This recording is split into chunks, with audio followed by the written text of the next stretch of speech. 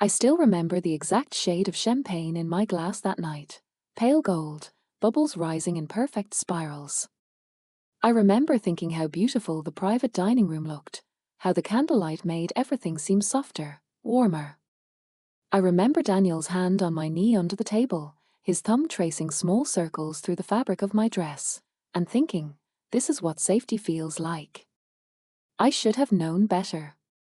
My mother stood up when the appetizers arrived, tapping her knife against her crystal glass with a practiced grace she'd perfected over years of charity luncheons and church committees. The conversation quieted.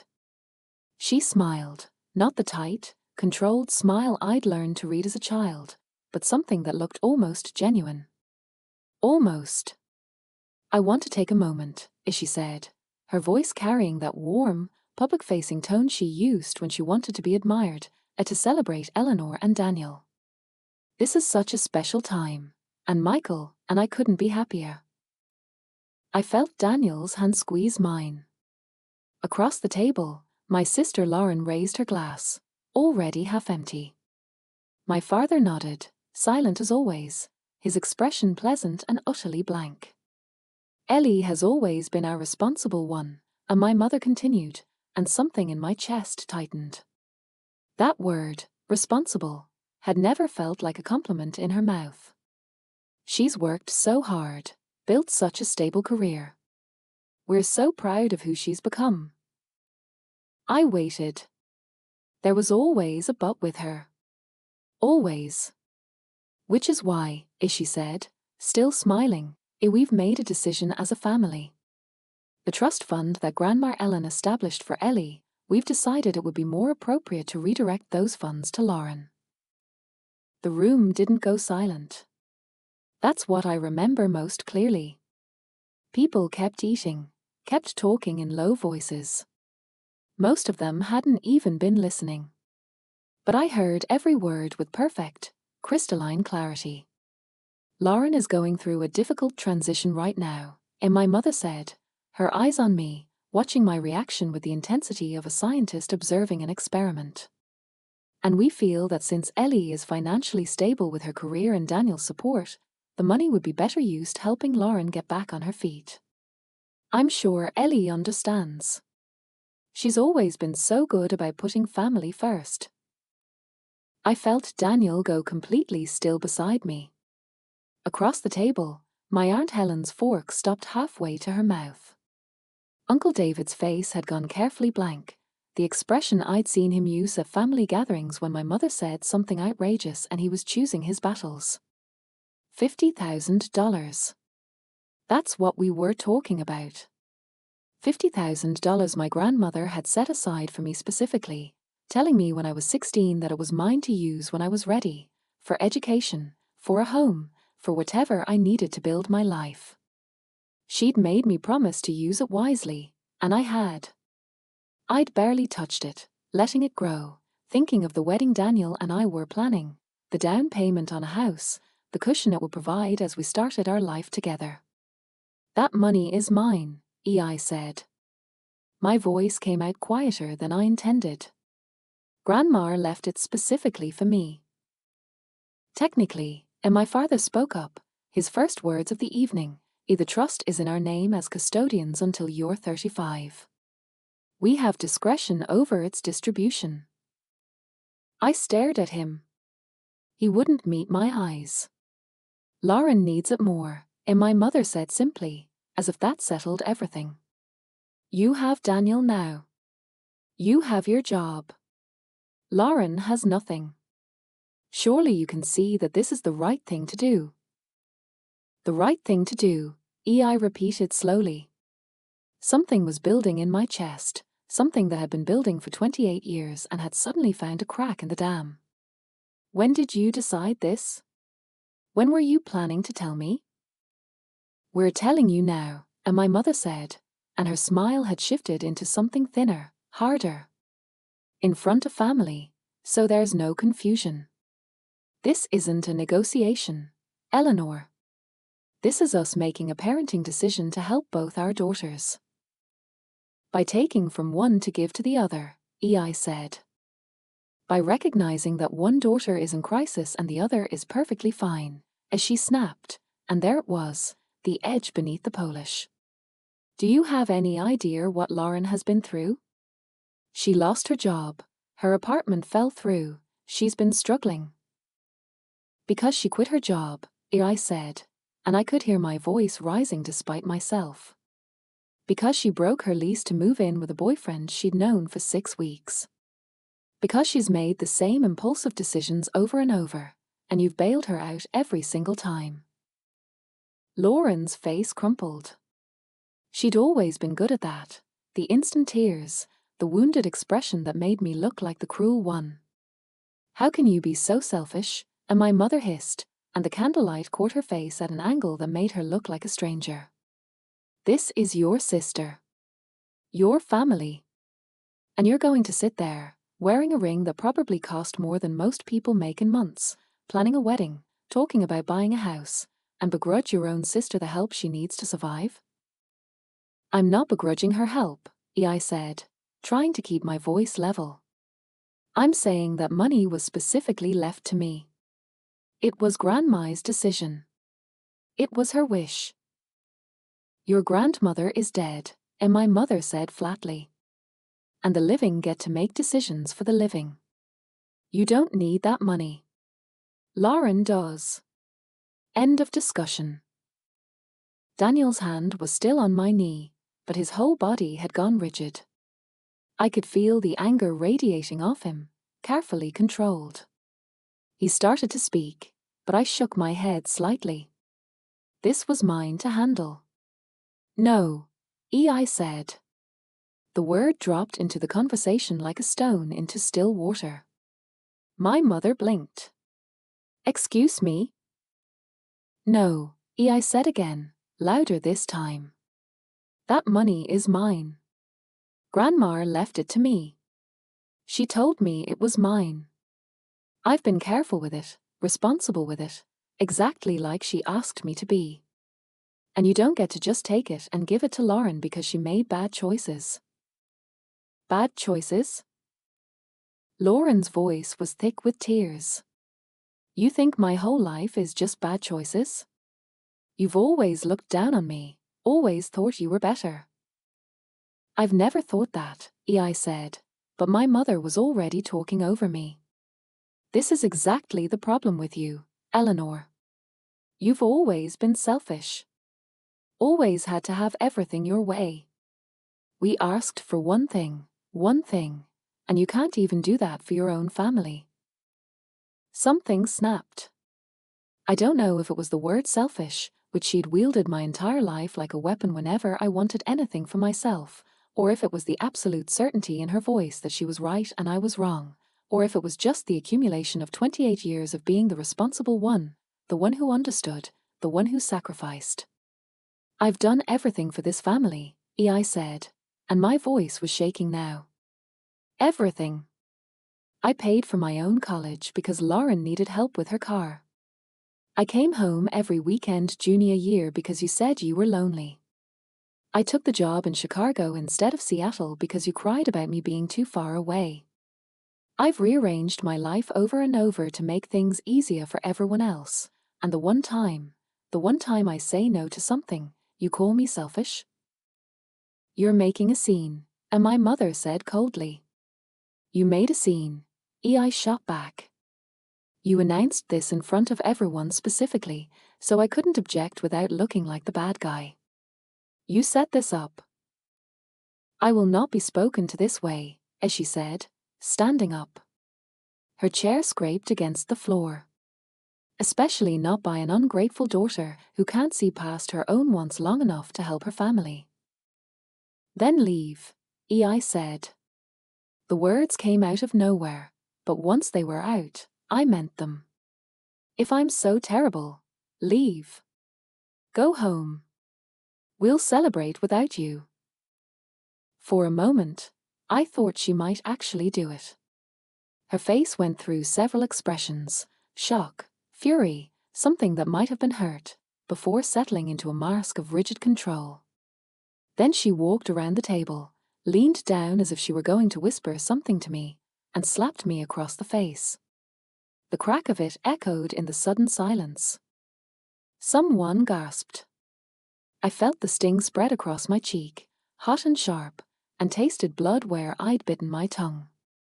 Daniel was on his feet instantly, his chair clattering backward. "Get away from her," he said, his voice absolutely level and absolutely furious. "Get away from her right now." Uncle David had stood too, positioning himself between my mother and me. "Cynthia," he said quietly, "I think you need to leave." "How dare you?" My mother started, but my father was already pulling her toward the door, murmuring something I couldn't hear. Lauren followed, sobbing dramatically, throwing me a look over her shoulder that I couldn't quite read. The door closed behind them. The silence they left behind was deafening. I touched my cheek. My hand was shaking. I looked around the table at the faces of our friends, our family, all of them frozen in various expressions of shock and discomfort. Megan, my oldest friend, had tears in her eyes. Daniel's parents looked horrified. "I'm sorry," I said automatically. "I'm so sorry, everyone. This wasn't. I didn't mean for." "Don't apologize," Daniel said firmly. He knelt beside my chair, his hands gentle on my arms. "Ellie, love, don't apologize. None of this is your fault." But I couldn't stop apologizing. It's what I'd been trained to do. The dinner ended shortly after that. People made polite excuses, offered uncomfortable sympathies. Aunt Helen hugged me tightly before she left, whispering, "That money is yours, honey. Don't let her tell you otherwise." Uncle David promised to call me in the morning. Daniel drove me home in silence. His jaw was tight, his hands careful on the steering wheel. When we got to my condo, he sat with me on the couch and held me while I cried, not dramatic sobs, just silent tears that wouldn't stop coming. "I can't believe she hit you," he said finally. "In front of everyone." "I can't, Ellie, that's assault." "It's not the first time," I said, and felt him go still. "It's just usually been in private. When I was younger. When I said no to things." He pulled back to look at me. "She's hit you before?" "Not often," I said quickly, because I'd spent so long minimizing it. "Just when I really pushed back. And she always apologized after. Said she was stressed, that I provoked her, that she didn't mean it." "Ellie," he said, his voice breaking slightly. "That's abuse." I'd never let myself use that word. It felt too dramatic, too victimizing. My mother wasn't some monster. She volunteered at the church. She hosted beautiful dinner parties. She smiled in all our family photos. But she'd taken money that wasn't hers to take. She'd announced it publicly to humiliate me into compliance. And when I'd objected, she'd hit me. "I need to get that money back," I said. Daniel nodded. "We'll figure it out. Whatever it takes." That night, I couldn't sleep. I lay in bed staring at the ceiling, replaying the dinner over and over. But as I did, other memories started surfacing. Patterns I'd never let myself see clearly. I was 8, and I'd gotten straight A's on my report card. Lauren had failed math. My mother had taken us both out for ice cream, but she'd spent the entire time talking about how hard Lauren had tried, how proud she was of the effort. My achievement had been mentioned in passing. Of course Ellie did well. That's just what she does. I was 15, and I'd saved up money for my summer job to buy a camera I'd wanted for months. The day I bought it, Lauren's car broke down. My mother had asked me, calmly, reasonably, if I could return the camera and give Lauren the money for repairs. You can get a camera anytime. Your sister needs this now. I'd done it. I'd felt guilty for even hesitating. I was 22, graduating college with honors and a job offer in Seattle. My mother had cried for 3 days about me moving so far away. My father had sat me down for a practical conversation about how hard it would be on the family. Lauren had accused me of abandoning them. I'd turned down Seattle and taken a job in Chicago instead. 3 hours away. Close enough for weekends. I was 25, and Lauren had asked to borrow $5,000 for a business venture. I'd said no. I was saving for a down payment on a condo. My mother had called me selfish for the first time I could remember. You have so much. Can't you share with your sister? I'd loaned Lauren the money. The business had failed within 3 months. She'd never paid me back. Every time I'd needed something, emotional support, validation, space to make my own choices, there had been a reason why Lauren's needs were more important. Lauren was struggling. Lauren was sensitive. Lauren needed extra help. And I was capable, responsible, strong enough to handle things on my own. Except I'd never been asked if I wanted to handle things on my own. I'd just been expected to. My grandmother had known. I realized it as the sun started to rise, painting my bedroom walls gold. She'd set up that trust fund for me specifically because she'd seen what I hadn't been able to see, that I was being drained dry by a family that took my competence for granted and my compliance as a given. The money wasn't just about financial security. It was about her telling me I mattered, that I deserved something of my own. And my mother had taken it. I got up and made coffee with shaking hands. Daniel found me at my kitchen table an hour later, surrounded by papers, copies of the trust documents my grandmother had given me, printouts of Illinois trust law I'd found online, a legal pad covered in notes. Hey, he said softly, sitting down across from me. Did you sleep? No. But I've been thinking. I pushed the trust documents toward him. Read the language here. Grandma set this up as an irrevocable trust with me as the beneficiary. My parents are listed as trustees, but only until I turn 35 or get married, whichever comes first. We're getting married in 4 months. Which means they technically have no legal right to redirect these funds. Daniel read the documents carefully, his engineering mind processing the legal language. So what your mother did tonight was illegal, I finished. Or at least, it will be illegal in 4 months. And even if it's not, it's definitely not what Grandma intended. What do you want to do? I looked at him, this good, steady man who'd chosen me, who'd stood up for me without hesitation, who was looking at me now like I was someone worth fighting for. I want to fight back, I said. He smiled. Okay. Then that's what we'll do. That morning, I did 3 things. First, I called the bank that held the trust fund and explained the situation. They agreed to freeze any transfers pending legal clarification. Second, I called a lawyer, Rebecca Shore, who specialized in trust and estate law and came highly recommended by Uncle David. And third, I went to the police station and filed a report for assault. The officer who took my statement was a woman in her 40s with kind eyes and a no-nonsense demeanor.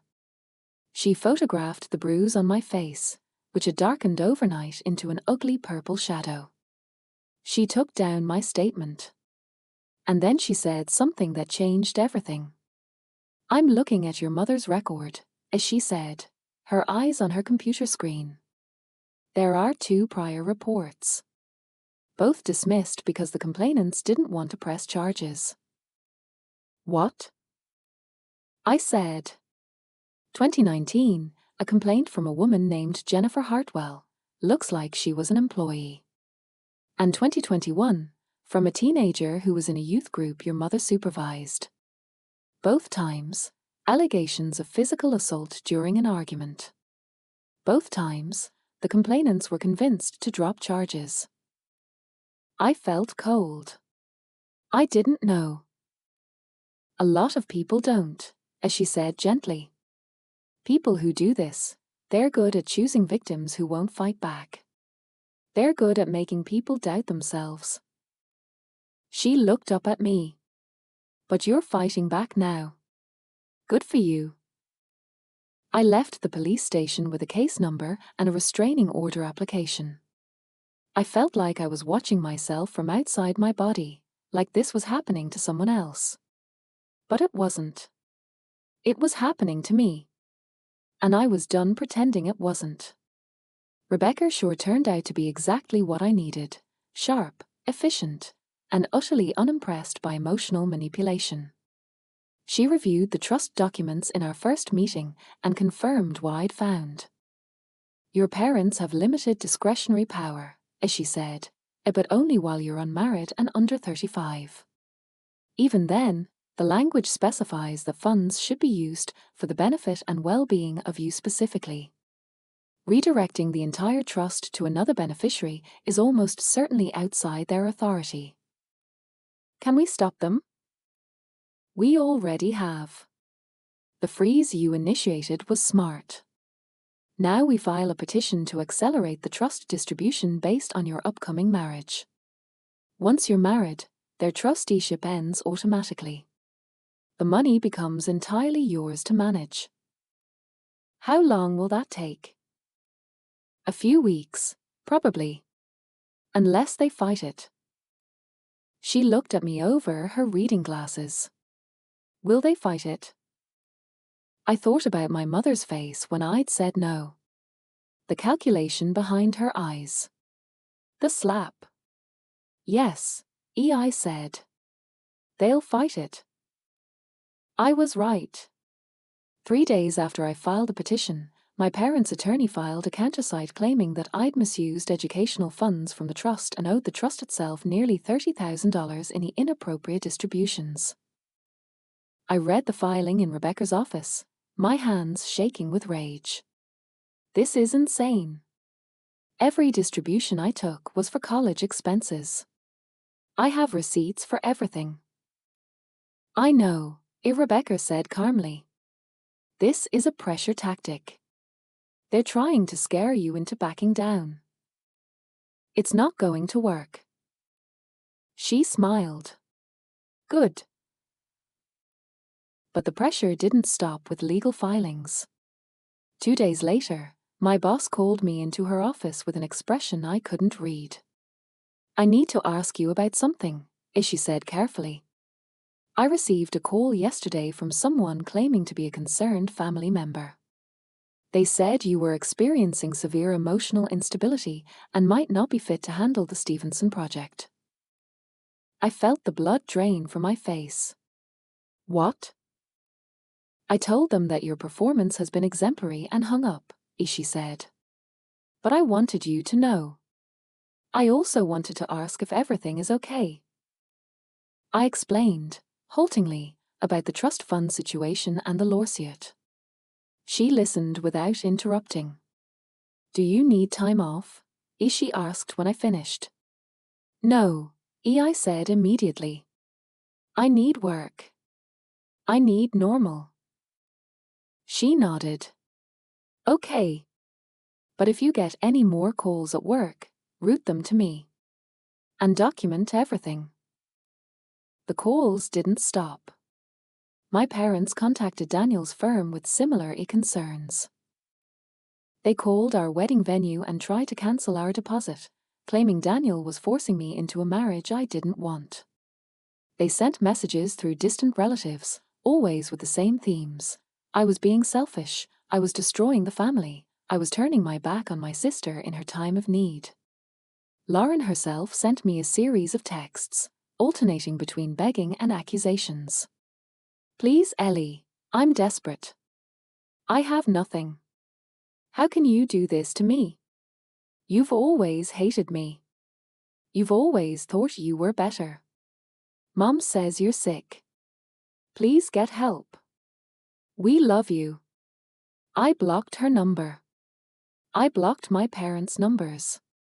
I changed my locks when I found out my mother still had a key to my condo from when I'd had the flu 2 years ago.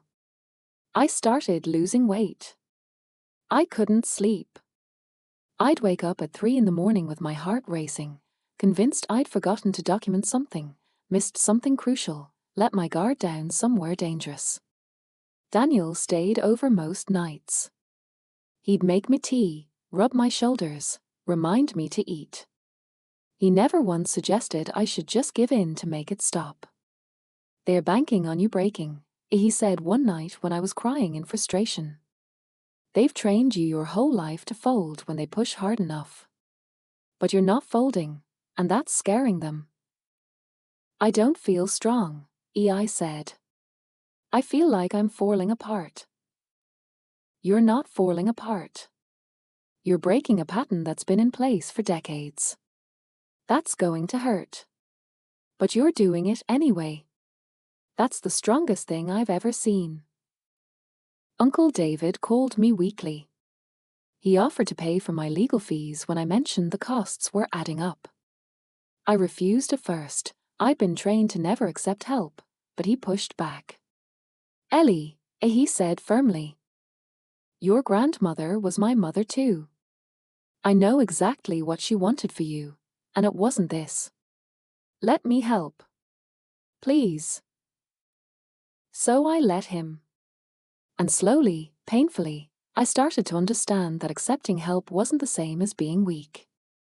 Aunt Helen organized a replacement engagement party with Megan and Daniel's sister.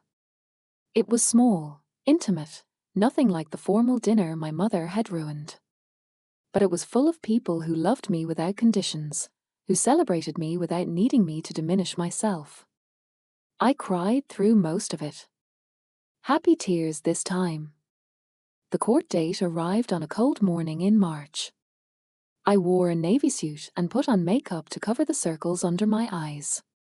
Rebecca had prepared me thoroughly: what to say, what not to say, how to stay calm under pressure. My parents arrived with their attorney, a sharp-faced man in an expensive suit. Lauren was with them, dressed like she was going to a funeral, her eyes already red. We sat on opposite sides of the courtroom. My mother didn't look at me once. The judge was a woman in her 60s with grey hair and an expression that suggested she'd heard every family drama imaginable and was unimpressed by all of them. My parents' attorney went first, painting a picture of a troubled young woman who'd squandered educational funds on frivolous expenses and was now trying to abscond with family money to fund a lavish wedding. He presented their countersuit, their calculations of what I supposedly owed. Rebecca dismantled it methodically. She had receipts for every penny I'd taken from the trust: textbooks, tuition, lab fees, rent while I was in school. She had the original trust documents with my grandmother's handwritten notes in the margins. She had the bank records showing that I'd actually grown the trust by 15% through careful investment. Then she brought up the police report. The prior complaints against my mother. The attempted interference with my employment and wedding planning. I watched my mother's face go from composed to pale to rigid with fury. The judge called me to testify. I walked to the stand on shaking legs and swore to tell the truth. My parents' attorney was aggressive. He tried to make me sound vindictive, ungrateful, motivated by greed. But Rebecca had prepared me well. I stayed calm. I stuck to facts. "Did your grandmother ever tell you what she wanted you to use the money for?" he asked, clearly expecting me to admit she'd specified education only. "She told me it was mine to use to build a good life," I said clearly. "She said she trusted me to make wise decisions. And she made me promise that I wouldn't let anyone make me feel guilty for taking care of myself." "And yet you're willing to let your sister struggle while you plan an expensive wedding?" "I'm not willing to let my parents steal money that was legally left to me," I corrected. Lauren received an identical trust fund. What she did with hers isn't my responsibility. His expression flickered. What do you mean, identical? I looked at Rebecca. She nodded slightly. Lauren received a trust fund of the exact same amount when she turned 21, I said. It was depleted within 18 months. The attorney looked at my parents. My mother's face was frozen. My father was staring at his hands. Rebecca introduced the documentation, Lauren's trust disbursement records, obtained through discovery. $50,000, gone in a year and a half on, a used luxury car that was repossessed 6 months later, investment in a friend's pyramid scheme business, a trip to Europe, expensive furniture for an apartment she'd left before the lease ended. Your Honor, Rebecca said calmly, the plaintiffs want this court to believe that Eleanor has been irresponsible with money while her sister is merely a victim of circumstance. The records show the exact opposite. Eleanor has been meticulous. Her sister was reckless. And the parents are now trying to give Lauren a second chance by taking Eleanor's inheritance. The judge looked at my parents. Is this accurate? My father nodded miserably. My mother said nothing. Lauren was called to testify. I watched her walk to the stand. And for the first time, I didn't feel guilty for her struggles. I felt angry. She testified that she'd had bad luck, that the economy had been difficult, that she'd made some mistakes but was trying to do better. She cried when she talked about how I'd always been the favorite, how I'd always had things easier. On cross-examination, Rebecca was surgical. You testified that the economy made things difficult, as she said. But your trust fund was depleted in 2019, during a period of strong economic growth. Is that correct? Lauren hesitated. I guess. And you testified that your sister had things easier. But she worked full-time while attending college, is that correct? She's just better at that stuff than me. Did you work while attending college? I tried, but... Yes or no, please. No. Rebecca introduced more documents. Evidence that Lauren had contacted our wedding vendors pretending to be me, trying to cancel contracts. Evidence that she'd attempted to open credit cards in my name. Evidence of threatening messages she'd sent to Daniel. I hadn't known about most of it. Daniel and Rebecca had been shielding me, handling things quietly. Watching the proof laid out in court, I felt sick. Lauren broke down on the stand, sobbing that she'd been desperate, that I'd abandoned her, that she hadn't meant any harm. The judge's expression didn't change. In the end, the ruling was swift and absolute. The trust belonged to me. My parents had exceeded their authority as trustees. Their countersuit was dismissed with prejudice. And they were ordered to pay my legal fees. My mother stood up as if to object, but her attorney put a hand on her arm. They left without looking at me. I walked out of that courthouse with Daniel's arm around me and Rebecca's business card in my pocket. I felt hollowed out, exhausted, but something else too. Free. The freedom didn't feel triumphant. It felt quiet and strange, like stepping out of a dark room into sunlight and needing time for my eyes to adjust. 2 weeks after the court ruling, my mother called. I saw her name on my phone and almost didn't answer. But curiosity, or maybe some stubborn need for closure, made me pick up. Eleanor, as she said, her voice carefully modulated. I think we need to talk. I don't think we do. Please. Just hear me out. A pause. I know things got out of hand. Your father and I have been discussing it, and we realize we may have made some mistakes in how we handled the situation. I waited. I'd learned that silence was sometimes the most powerful response. We want to move past this, as she continued. You're our daughter. We love you. Family should be able to forgive each other. Is this an apology? I asked. I'm saying we should put this behind us, Ishi said, and there was the first edge of impatience in her voice. The legal situation is settled. Can't we just move forward? You hit me, I said quietly. In public. In front of people I care about. You tried to take money that wasn't yours. You sabotaged my job. You tried to ruin my wedding. And you haven't once actually apologized for any of it. I've been under tremendous stress, Ishi said. Your sister has been struggling, and you've been so rigid about this whole thing. I'm hanging up now, I said. Eleanor, wait. Listen. Your sister needs help. Real help. She's getting married in a few months, and she's drowning in debt. I'm asking you, mother to daughter, to help her. Not 50,000. Just our 20? 10? Enough to give her a fresh start? I laughed. It came out harsh and bitter. You're actually asking me for money. After everything. I'm asking you to help your sister.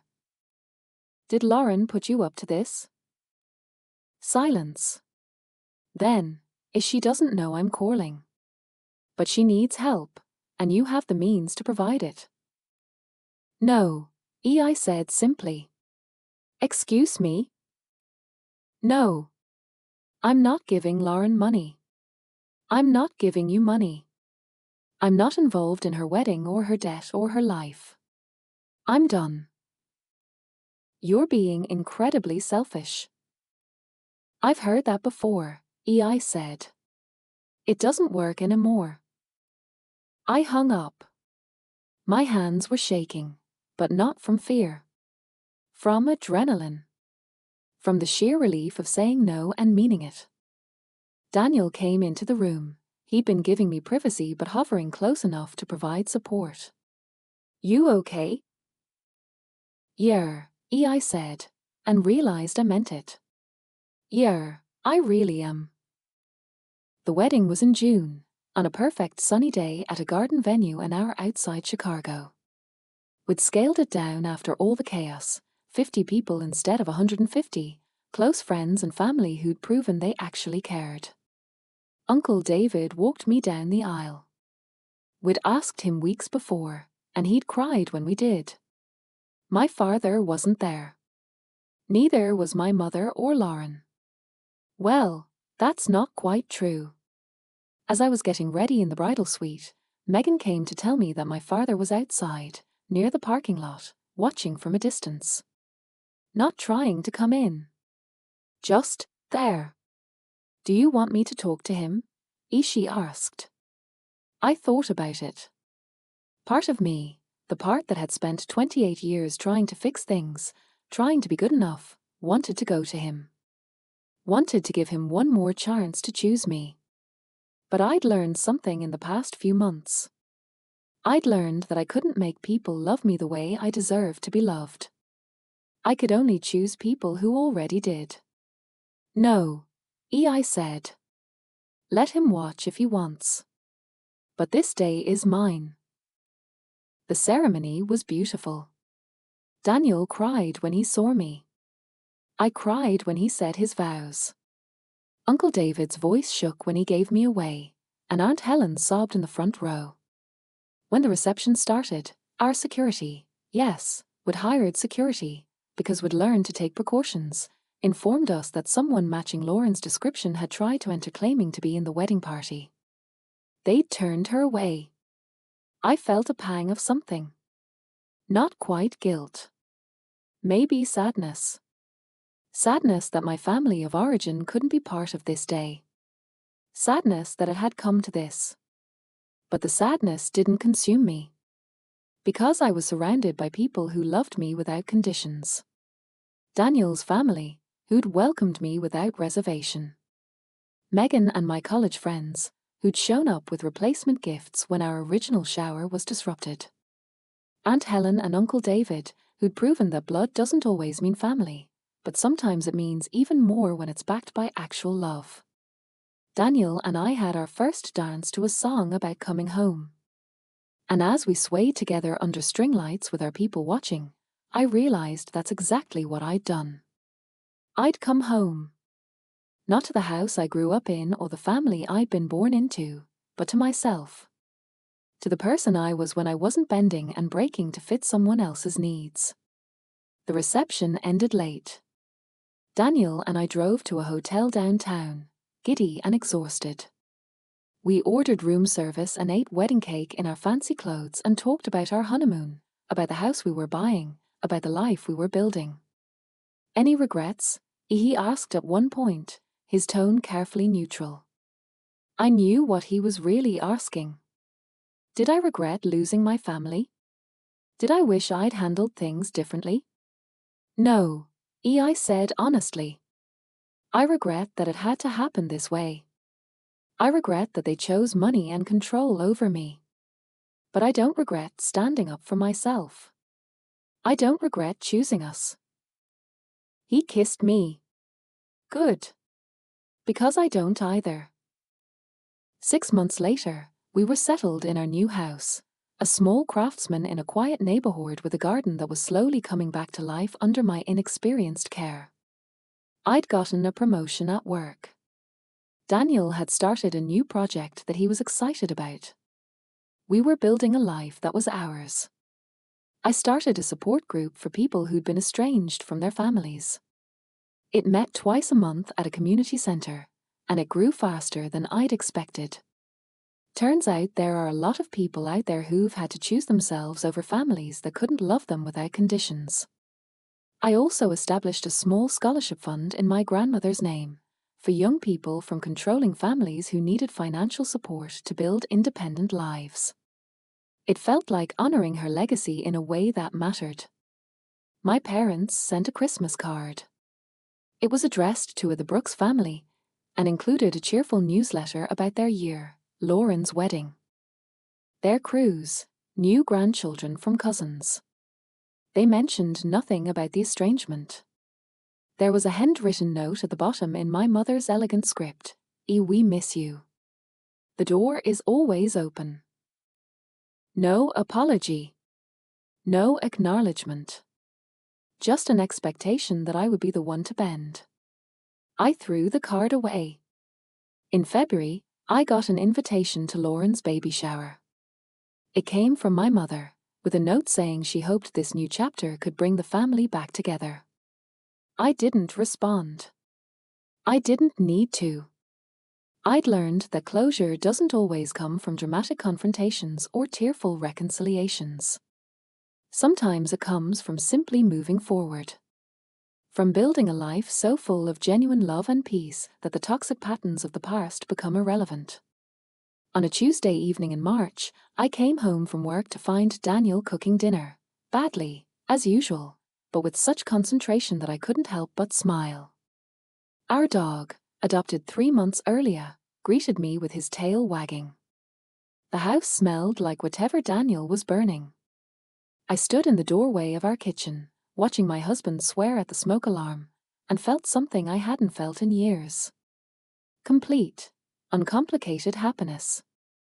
Not because my life was perfect. We had a mortgage that sometimes kept me up at night. My job was stressful.